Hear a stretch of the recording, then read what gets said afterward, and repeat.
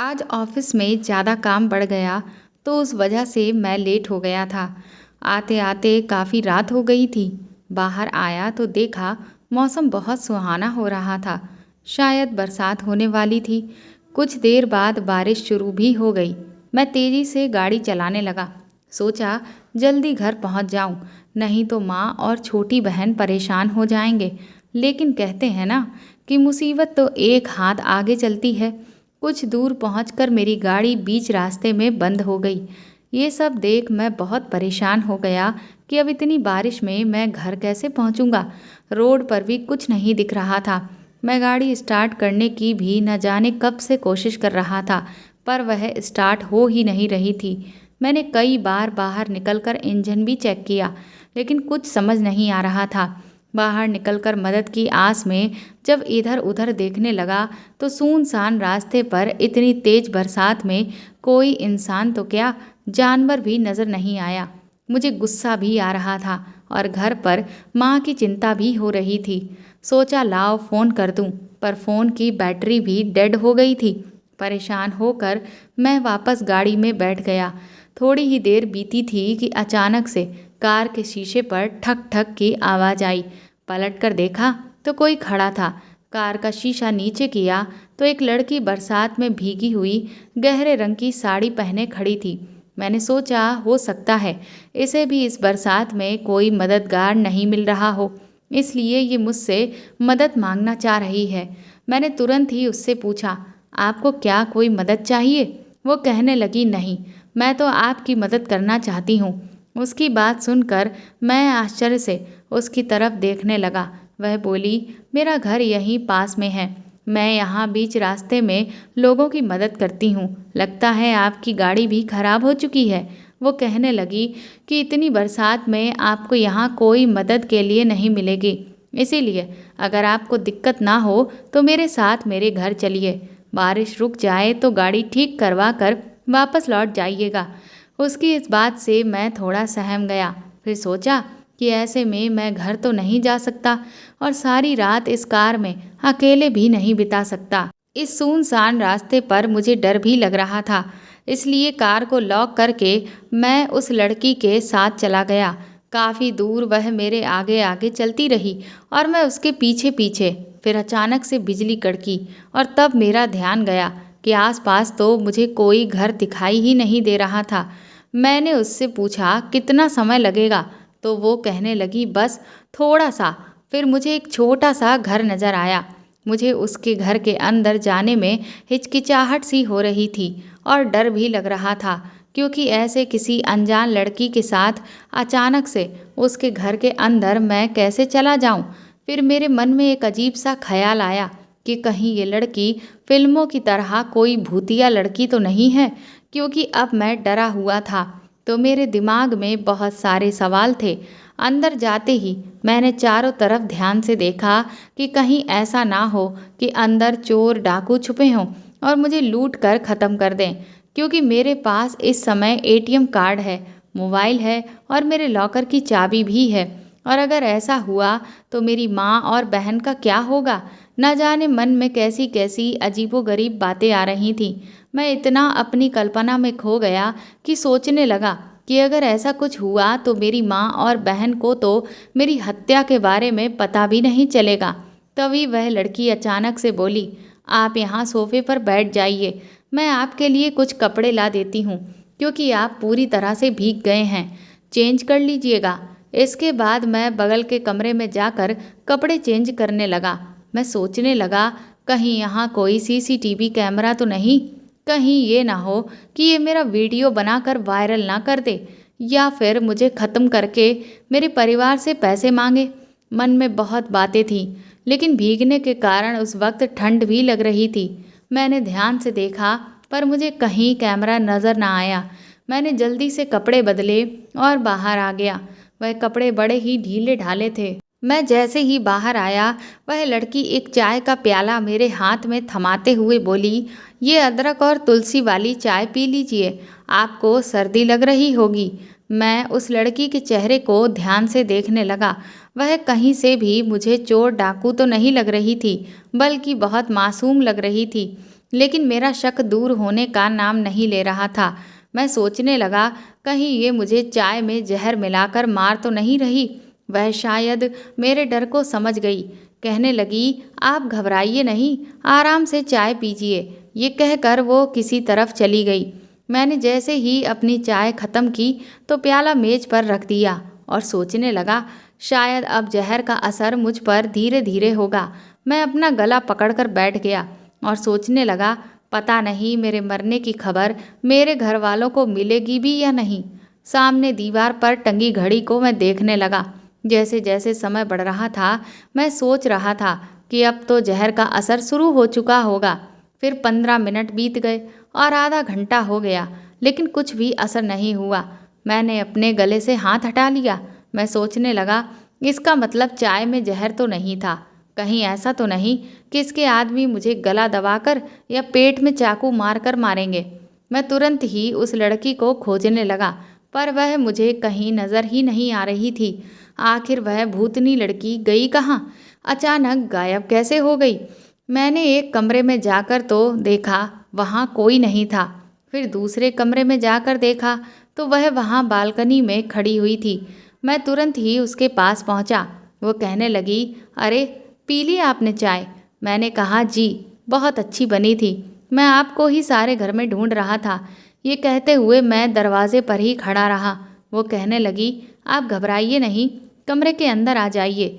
मैं धीरे कदमे के साथ उसकी तरफ आगे बढ़ रहा था, लेकिन मुझे बहुत संकोच हो रहा था। फिर वह मुझसे कहने लगी, फिक्र मत करिए, मैं कोई भूतनी या लुटेरी लड़की नहीं हूँ। मैं अचंभे से उसकी तरफ देखने लगा। मैंने उससे कहा, माफ़ करिएगा, मैं आपको गलत समझा। वो कहने लगी, अरे नहीं नहीं, माफ़ी मत मांगिए। दरअसल यहाँ सभी मुझे चुड़ैल या भूतनी ही समझते हैं। ये कहते हुए वह ज़ोर से हंसने लगी। मैंने उसकी तरफ अपना हाथ आगे बढ़ाया और कहा, मेरा नाम अनुराग है। उसने बिना हाथ मिलाए ही मुझसे कहा, और मेरा नाम दामिनी है।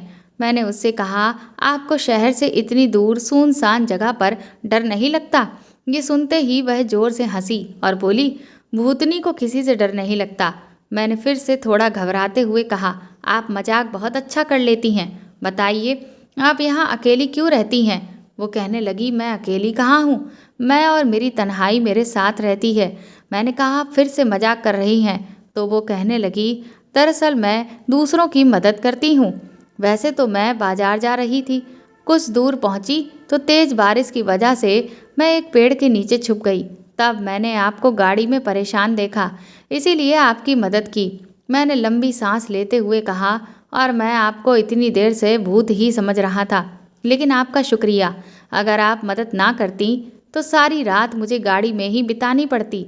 मैंने कहा, लेकिन कोई तो वजह होगी जो आप यहाँ अकेले रह रही हैं। इस पर दामिनी ने कहा, दरअसल ये बहुत लंबी दास्तान है, लेकिन आप इस सब को जानकर क्या करेंगे? क्या आप मुझ पर कहानी लिखेंगे? मैंने कहा, अरे नहीं, आप बस बता कर तो देखिए, हो सकता है मैं आपकी कोई मदद कर सकूं। वैसे भी मैं एक अजनबी हूं और ये ज़रूरी नहीं कि मैं आपसे दोबारा मिलूं, इसीलिए आपके बारे में जानना चाहता हूं। नहीं तो हमेशा ही आपको लेकर मेरे मन में कई सवाल चलते रहेंगे और मैं उन्हीं में फंसा रहूँगा। मेरी इस बात पर दामिनी मेरी तरफ गंभीर होते हुए देखने लगी और बोली, अनुराग जी किस्मत पर विश्वास करते हैं? मैंने कहा, हाँ, करता तो हूँ। तो इस पर दामिनी ने कहा, तो फिर फ़िलहाल इस बात को यहीं छोड़ दीजिए। अगर किस्मत में हुआ तो हम एक बार फिर से मिलेंगे, और हो सकता है तब मैं आपको खुद से ही अपनी कहानी बताना चाहूँ। मैंने जब देखा कि दामिनी का इस वक्त अपने बारे में मुझे कुछ भी बताने का मन नहीं है, तो मैंने उस पर बहुत ज़्यादा दबाव बनाना सही नहीं समझा, और फिर हम दोनों अलग अलग कमरों में जाकर सो गए।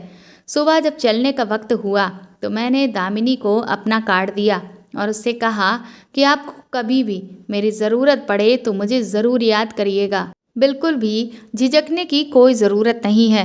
उसने जब मेरे कार्ड को पढ़ा तो वह हैरान रह गई और मेरी तरफ देखकर कहने लगी, अच्छा, तो इसीलिए आप मेरी कहानी मुझसे पूछ रहे थे? मैंने मुस्कुराते हुए कहा कि नहीं, ऐसी भी कोई बात नहीं है, बस आपको लेकर मन में जिज्ञासा थी, इसीलिए इसके बाद मैं घर चला आया। घर पर आकर देखा तो मेरी माँ और बहन बहुत ज़्यादा परेशान थीं। फिर मैंने सब कुछ उन्हें विस्तार से बताया कि किस तरह से दामिनी ने मेरी मदद की और उसकी वजह से ही मुझे एक रात के लिए सहारा मिला। मेरी माँ तो दामिनी को लाखों दुआएं देने लगी। धीरे धीरे दिन यूं ही बीत रहे थे, लेकिन दामिनी का ख्याल एक दिन के लिए भी मेरे दिमाग से नहीं जाता था। वह दिन भर के किसी न किसी पहर में मुझे ज़रूर याद आ जाती थी और मैं हर रोज़ यही सोचता था कि क्या सच में कभी ऐसा होगा कि दामिनी मुझे फ़ोन करेगी। और फिर एक दिन तकरीबन रात के 1 बजे मेरे फ़ोन की घंटी बजी। पहले तो मैं थोड़ा सा घबरा गया कि इतनी रात को आखिर मुझे कौन फ़ोन कर रहा है। मैंने तुरंत ही फ़ोन पर नज़र डाली तो कोई नया नंबर चमचमा रहा था। मैंने फ़ोन उठाया तो सामने से एक जानी पहचानी सी आवाज़ सुनाई दी और तुरंत ही उधर से बोलने वाली लड़की ने कहा, अनुराग जी, मैं दामिनी बोल रही हूँ। उनकी आवाज़ में बहुत घबराहट थी। वह कहने लगी कि क्या आप अभी इसी वक्त सिटी हॉस्पिटल आ सकते हैं। हॉस्पिटल का नाम सुनकर तो मैं खुद भी घबरा गया। ना जाने दामिनी के साथ क्या हो गया हो। मेरे मन में एक पल में ही हजारों भयानक विचार घूम गए। मैंने उससे तुरंत पूछा कि आखिर बात क्या है और आप ठीक तो हैं। तो दामिनी ने कहा कि आप बस जल्दी से जल्दी यहाँ आ जाइए, क्योंकि एक एक पल बहुत भारी है। मैं फिर उससे और ज़्यादा सवाल करना ठीक नहीं समझा और तुरंत ही कपड़े पहने और गाड़ी निकालकर सिटी हॉस्पिटल की तरफ दौड़ पड़ा। जब मैं वहां पहुंचा तो चारों तरफ एक अजीब सा सन्नाटा पसरा हुआ था, क्योंकि रात का वक्त था तो ज़्यादा कोई दिखाई भी नहीं दे रहा था।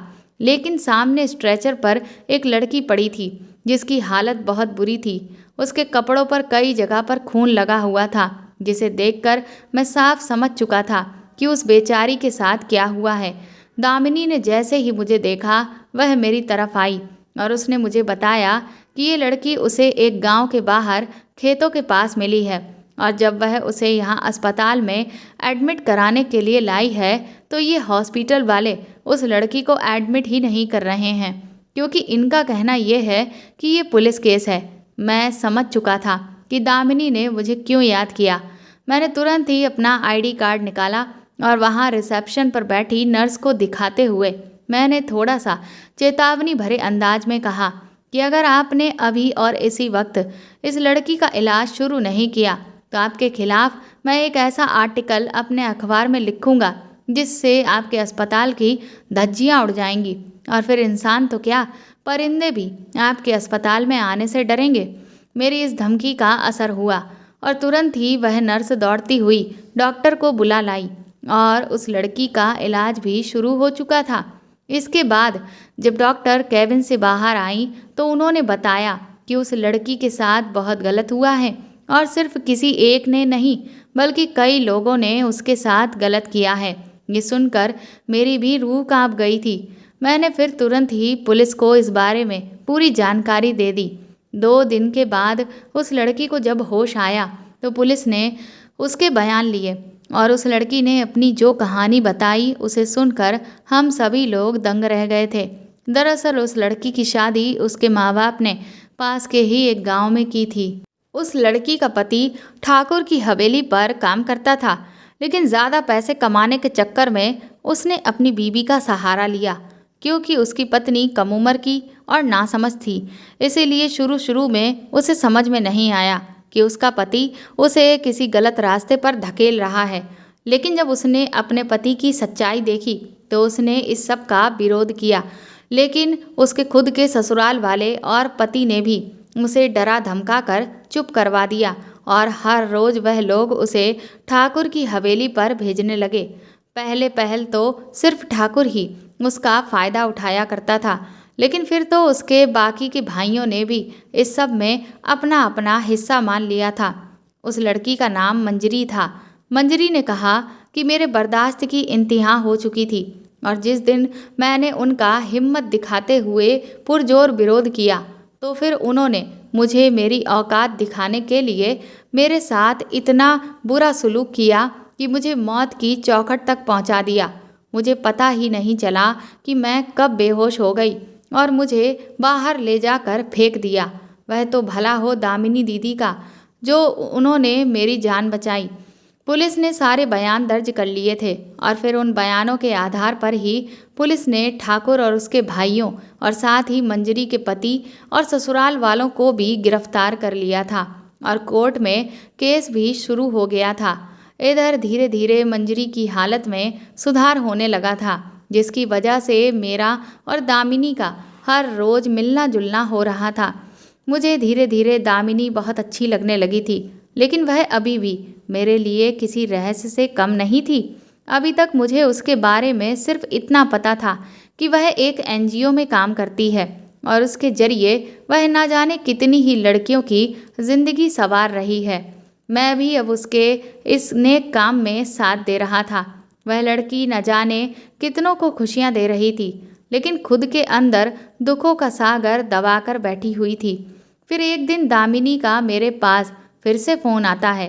वो कहती है कि मुझे आपकी सख्त मदद की ज़रूरत है। जब मैं उसके एनजीओ में पहुंचा तो वह कहने लगी कि मैं मंजरी को समझा रही हूँ कि अब उसे अपने घर लौट जाना चाहिए, क्योंकि ऐसा नहीं है कि वह बेसहारा है। उसके माँ बाप जिंदा हैं, लेकिन वह जिद कर रही है कि वह यहीं एनजीओ में रहकर ही मेरे साथ काम करेगी।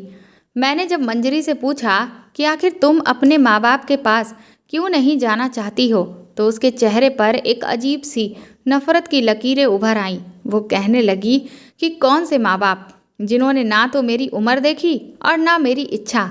आपको क्या लगता है कि क्या अभी भी उन्हें मेरी फिक्र होगी? बहुत समझाने के बाद मंजरी ने ये फैसला लिया कि वह सिर्फ अपनी माँ से मिलने के बाद और अपना हाल उन्हें बताने के बाद वापस यहाँ पर लौट आएगी। लेकिन जब मंजरी को उसके गांव ले जाने की बात आई तो न जाने क्यों पर दामिनी अजीब तरह से घबरा रही थी। वो मुझसे कहने लगी कि मैं चाहती हूँ कि आप मंजरी को उसके गांव लेकर जाएं। मैंने उसे अजीब नज़रों से देखा और कहा कि भला मैं उसे लेकर कैसे जा सकता हूँ? वह मेरे साथ जाने में कहीं असहज महसूस ना करे। और फिर तुम उसके साथ क्यों नहीं जा रही हो? और हम ऐसा भी तो कर सकते हैं कि तुम दोनों ही उसके गांव को मैं ले चलता हूँ और फिर वहीं से हम तीनों वापस भी लौट आएंगे। लेकिन दामिनी इस बात के लिए तैयार ही नहीं थी। मैंने देखा कि दामिनी की आंखों में उस वक्त आंसू उतर आए, लेकिन आखिर क्यों? मैंने भी जिद पकड़ ली कि जब तक तुम मेरे सवाल का सीधा जवाब नहीं दोगी तब तक मैं मंजरी को उसके गांव लेकर नहीं जाऊंगा। इसके बाद दामिनी ने कहा, ठीक है, आप जानना चाहते हैं ना कि मैं मंजरी को उसके गांव लेकर क्यों नहीं जाना चाहती हूँ, तो इसके लिए आपको पहले मेरे बारे में वह सब कुछ आज मैं बताऊंगी जिसके बारे में आप मुझसे न जाने कब से जानना चाहते थे। उसने कहा, मैं अपने 2 भाई बहन और माँ बाप के साथ खुशी खुशी गांव में रहती थी। माँ बाबूजी काम करते थे, गुजर बसर ठीक से हो जाता था। मैं सबसे बड़ी थी। गांव में ही एक छोटा स्कूल था जिसमें हम भाई बहन पढ़ते थे। मैं उस वक़्त 10 साल की थी।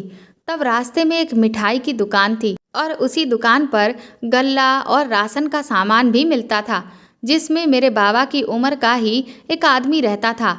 मेरा उस मिठाई को खाने का बहुत मन करता था, लेकिन पैसे ही नहीं होते थे। एक दिन मेरे मन में मिठाई को लेकर लालच सा आ गया, तो वो कहने लगा, तुम्हें मिठाई चाहिए? मैंने कहा, काका मेरे पास पैसे नहीं हैं। उसने कहा, कोई बात नहीं बेटा, मैं तुमसे पैसे नहीं मांग रहा। और फिर मेरे कंधे पर हाथ रखकर कहा, मैं तुम्हें फ्री में खिला देता हूँ, पर पैसे भी नहीं लूँगा। और फिर वह मेरा हाथ पकड़कर वो मुझे अंदर ले गया और मेरे साथ जो किया, मैं चीखती चिल्लाती रही, पर वहाँ कोई मेरी सुनने वाला नहीं था। इसके बाद उसने मुझे बाहर छोड़ दिया और कहा कि किसी को अगर बताया तो तुम्हारे माँ बाप को गांव से निकलवा दूंगा। मैं उस वक्त बहुत डर गई, लेकिन अब मैं चुप रहने लगी थी। खाना भी छोड़ दिया था, पढ़ाई लिखाई भी। मैं स्कूल भी नहीं जाती थी, न सहेलियों के साथ खेलती थी। एक दिन माँ ने पूछा, तू इतनी गुमसुम क्यों रहती है? कोई तो बात है, बताना। मैंने रोते हुए माँ को सब कुछ बता दिया। माँ ने पूछा, कौन है वह? मैंने उस दुकान वाले का नाम बताया। माँ गुस्सा होकर कहने लगी, तुझे क्या ज़रूरत थी वहाँ जाने की? वह पैसे वाले लोग हैं, हम कुछ भी बोलेंगे तो हमारी बात कौन मानेगा? इसीलिए तू अपने बाबा से कुछ भी मत कहना, वरना बहुत गुस्सा करेंगे वो। मैं डर के मारे चुप हो गई। मेरे छोटे से मन में सवाल आने लगे कि हम लड़कियों को कितना कुछ सहना पड़ता है। कोई कुछ हमारे साथ गलत कर भी दे तो भी हम उसे नहीं बता सकते। ये कैसा अन्याय है। मेरा बचपन जिंदा लाश की तरह बीतने लगा। ये सब देखकर मेरी माँ का दिल बहुत दुखता था। इसलिए एक दिन वह मेरा हाथ पकड़कर बाबा के पास ले गई और सब बता दिया। उनके तो पैरों तले से जमीन निकल गई। फिर माँ और बाबा दोनों के बीच बहुत लड़ाई हुई।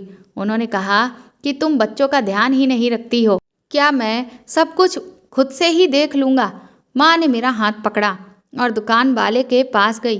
वो कहने लगी, तुझे शर्म नहीं आती? ये तेरी बेटी की जैसी है और तूने इसके साथ ऐसा काम किया। वो पहले तो सुनता रहा और फिर चिल्ला चिल्ला कर उसने सब गांव वालों को बुला लिया।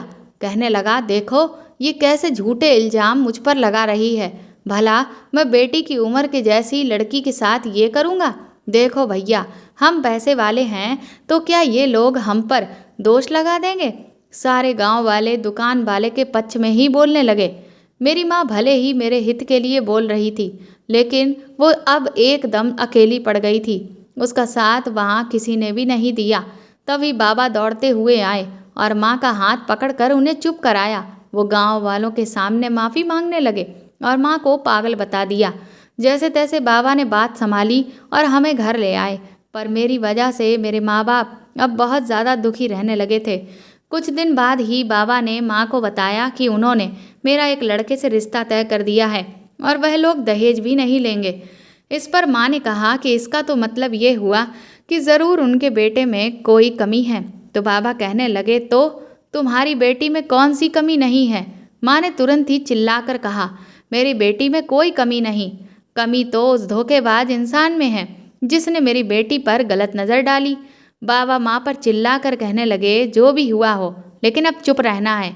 मैं शादी पक्की कर चुका हूँ और इसके आगे अब और कुछ नहीं। माँ ने फिर पूछा, तो फिर अब तो बताओ कि उस लड़के में कमी क्या है? तो बाबा ने कहा, उसकी पहली पत्नी मर गई है और 2 छोटे छोटे बच्चे हैं और उनकी ही देख रेख के लिए ही उस लोगों को पत्नी की ज़रूरत है। माँ ने कहा, क्यों? वहाँ पर क्या नौकर नहीं है? वो नौकरों से बच्चों को संभाले। बाबा ने अपना फैसला सुना दिया। माँ ने बहुत समझाया कि बेटी छोटी है, अभी उसे पढ़ने दो, अभी ब्याह मत करो, लेकिन बाबा ने एक भी ना मानी। कुछ दिनों बाद मेरी शादी हो गई। उस समय मैं केवल 14 साल की थी। मुझे शादी क्या होती है कुछ पता ही नहीं था और जिससे शादी हुई वो मुझसे बहुत ही साल बड़ा था। उसके दोनों बच्चे मुझसे सिर्फ 2-4 साल ही छोटे थे। मैं वहाँ दासी की तरह पड़ी रहती, नौकरों की तरह काम करती। मेरी हालत बिल्कुल घर में पड़े हुए बेकार सामान के जैसी थी। वह आए दिन हर रात शराब के नशे में मेरी आत्मा को नोचता घसोटता रहता था। 2-3 महीने के बाद ही मेरा पति ज़्यादा शराब पीने से लिवर खराब हो गया और उसकी भी मौत हो गई। और इधर ससुराल वालों ने मुझ पर अपशकुनी होने का आरोप लगा दिया। पहले तो सिर्फ ससुराल वाले ये बात कहते थे और फिर तो समाज के लोग भी यही कहने लगे। घर में कदम रखते ही पति को खा गई।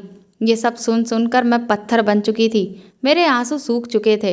इधर पति की मौत के बाद ससुर, जेठ, देवर, पड़ोसी सब मुझ पर गलत नज़र रखने लगे और हर कोई मेरे साथ अपना खेल खेलता। मुझे डरा धमका कर चुप करा दिया जाता कि अगर कुछ भी कहा तो झूठा आरोप लगा दूंगा और तुझे ही चरित्रहीन साबित कर दूंगा। हद तो उस दिन हो गई जब मेरे पति के बच्चे खेलते खेलते उनको बहुत चोट लग गई। मैं उस वक्त वहीं खड़ी थी। मैंने उसे गोद में उठा लिया और फिर मेरे ऊपर ही इस सब बात का दोष मढ़ दिया गया। और फिर तो बात इतनी आगे बढ़ी कि सबने मुझे डायन बोलना ही शुरू कर दिया। मैं घर से बाहर निकलती तो हर कोई मुझसे अपने बच्चों को छुपा लेता, जैसे मैं उन्हें कुछ कर दूंगी।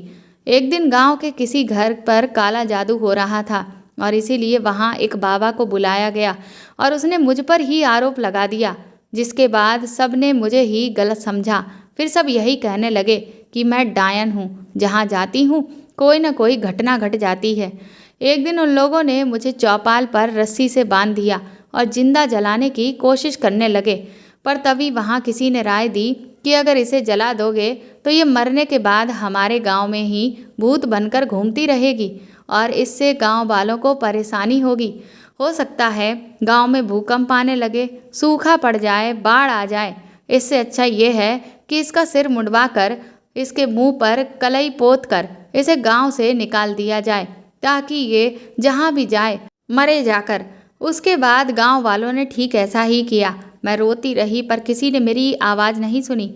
मैं अभी 18 साल तक की भी नहीं हुई थी, पर मुझे इतना कुछ सहन करना पड़ रहा था। यहाँ तक कि मेरी शादी के बाद मेरे माँ बाप ने भी कभी मेरी खैरियत तक पूछने नहीं आए। उन्होंने ये भी नहीं जाना कि मैं जिंदा भी हूँ या मर गई। इसीलिए मैंने फिर वहाँ से निकलकर अपने माँ बाप के पास भी नहीं जाना ठीक समझा। आखिर मैं किस मुंह से जाती? लेकिन मैं हार नहीं मानी थी। मैंने एक ढाबे पर बर्तन धोने का काम शुरू किया और वहीं पर मेरी मुलाकात कांता ताई से हुई। और जब उन्होंने मुझे एक माँ की तरह दुलारा और मुझसे मेरे बारे में पूछा तो मैंने उन्हें सब कुछ बता दिया। वही मुझे अपने एनजीओ में लेकर आईं और उन्होंने मुझे पढ़ाया लिखाया और मेरे पैरों पर खड़ा किया। मैं उनके साथ उनके एनजीओ में हाथ बटाने लगी और वह इस दुनिया से जाते जाते इस एनजीओ की जिम्मेदारी मुझे दे गईं। मैंने दिन रात बहुत मेहनत की और छोटा सा मकान उस सुनसान जगह पर बना लिया। अब मैं वहाँ 3-4 साल से रह रही हूँ और ज़रूरतमंद लोगों की मदद करती हूँ। और आसपास के लोग मुझे भूत ही समझते हैं, क्योंकि मैं उस सुनसान इलाके में अकेली ही रहती हूँ। इतना कहते कहते दामिनी ने आसमान की तरफ देखा और कहने लगी, ये है मेरी दर्द भरी कहानी। मैं मन ही मन सोचने लगा, इतनी कम उम्र में इस लड़की ने कितने दर्दनाक मंजरों को झेला है और अपने ऊपर कितने सारे घावों को सहा है। मुझे बहुत गुस्सा आ रहा था। मैंने कहा, ऐसे लोगों को तो बीच चौराहे पर गोली से मार देना चाहिए। ऐसे लोग समाज में रहने के लायक नहीं, वह कलंक हैं समाज पर। तुमने आज तक इन लोगों के खिलाफ कुछ किया क्यों नहीं? दामिनी मेरी तरफ मासूमियत से देखकर कहने लगी, रहने दीजिए इन सब बातों को, शायद ये मेरी किस्मत में ही लिखा था। मैंने कहा, किस्मत कुछ नहीं होती, बुरे लोगों के साथ हमेशा बुरा ही करना चाहिए। चलिए, पहले आपके साथ जो भी हुआ, लेकिन अब तो आपकी किस्मत बदल सकती है ना। अब तो आपको आगे बढ़ना चाहिए। जब आप दूसरों को इंसाफ दिला सकती हैं तो खुद को भी तो दिला सकती थी। दामिनी कहने लगी, लेकिन अब ये बात बहुत पहले की हो चुकी है और मेरे पास इन सब बातों का कोई भी सबूत नहीं। और फिर कीचड़ में पत्थर मारने से छींटे तो मुझ पर ही पड़ेंगे। मैं एक बार फिर से अपने उस डरावने अतीत को अब नहीं जीना चाहती हूँ। मैं इससे पहले कि दामिनी से आगे कुछ और कहता, तभी उसने मुझे बीच में रोक दिया। वो कहने लगी, अब तो आप मेरे बारे में सब कुछ जान चुके हैं ना, तो प्लीज़ आप मंजरी को लेकर उसके गांव चले जाइए। मैंने उससे कहा कि लेकिन मुझे इस सब में ये समझ नहीं आया कि तुम्हारे अतीत का मंजरी के गांव जाने से आखिर क्या कनेक्शन है। तब मुझे दामिनी ने बताया कि दरअसल जो मंजरी का गांव है वही दामिनी का भी गांव है, जहां उसके माँ बाप रह रहे हैं। ये सुनकर मेरे पैरों तले से ज़मीन निकल गई थी। अब मुझे समझ आया था कि दामिनी उस गांव में क्यों नहीं जाना चाहती थी। सच्चाई जानने के बाद मैं खामोशी से मंजरी को अपने साथ लेकर उसके गांव की तरफ निकल पड़ा। लेकिन अभी भी मेरे दिमाग में दामिनी के साथ जो कुछ भी हुआ वह सब चल रहा था, जिसकी वजह से मेरे अंदर बहुत गुस्सा पनप रहा था। मुझे समझ नहीं आ रहा था कि आखिर ऐसा मैं क्या करूं कि इतने सालों बाद भी मैं दामिनी को इंसाफ दिला सकूं। इसी बीच मंजरी मुझे धन्यवाद कहने लगी और फिर हमारी बातों का सिलसिला शुरू हुआ। इसके बाद जो भी बातें मंजरी मुझे बताती चली गई, उन सबको सुनकर तो मुझे ऐसा लग रहा था कि जैसे मेरे कानों में लावा उतर रहा है। मैं मंजरी के गांव पहुंच चुका था और हम दोनों वहां से वापस भी लौट आए थे। 3 घंटे के बाद मैं दामिनी को लेने उसके घर पहुंच गया। वह मुझे बार बार पूछ रही थी कि मैं उसे कहाँ लेकर जा रहा हूँ, लेकिन मैं उसकी किसी बात का जवाब नहीं दे रहा था। वह बहुत परेशान हो रही थी। मैंने उससे कहा कि तुम्हें मुझ पर भरोसा तो है ना? वो कहने लगी कि आप वो पहले इंसान हैं जो मेरे दोस्त बने हैं। इसके बाद मैंने अपनी गाड़ी पुलिस स्टेशन के सामने रोक दी। दामिनी ये देखकर दंग रह गई थी कि मैं भला उसे पुलिस स्टेशन लेकर क्यों आया हूँ। और जैसे ही मैंने उसे पुलिस स्टेशन के अंदर लेकर गया, उसके हाथ पैर कांपने लगे थे, क्योंकि उसकी आंखों के सामने इतने सालों बाद उसका वह मुजरिम खड़ा था जिसने उसकी ज़िंदगी में वह काला पन्ना जोड़ दिया था, जिसके बाद उस पर एक के बाद एक जुल्म होते गए और उसकी ज़िंदगी दर्द और तकलीफ़ों से भर गई थी। दामिनी तुरंत ही उस आदमी को देखकर पीछे की तरफ पलटी, लेकिन मैंने हाथ पकड़कर दामिनी को रोक लिया।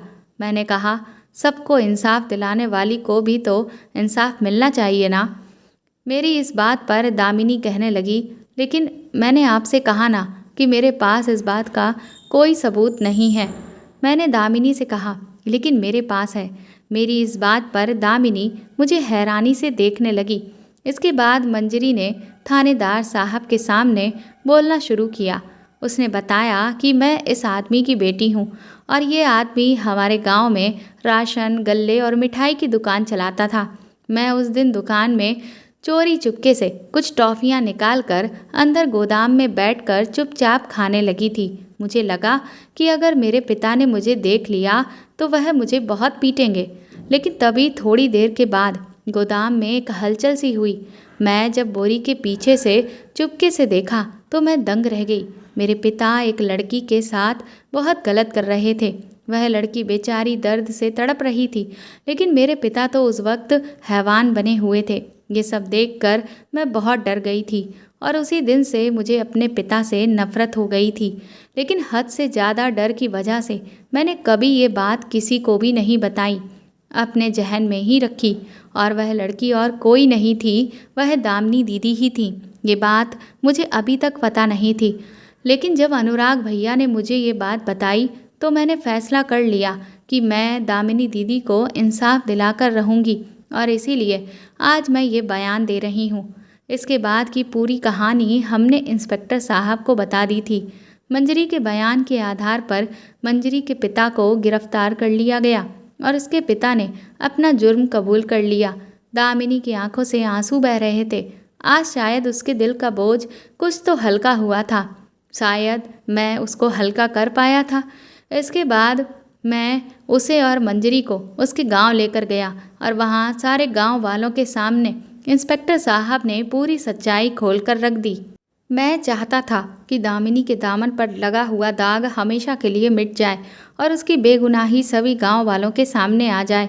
जो गांव वाले बीते समय में दामिनी को डायन की नज़र से देखते थे, आज वह सभी दामिनी से माफ़ी मांग रहे थे। दामिनी के माँ बाप भी फूट फूट कर रो रहे थे।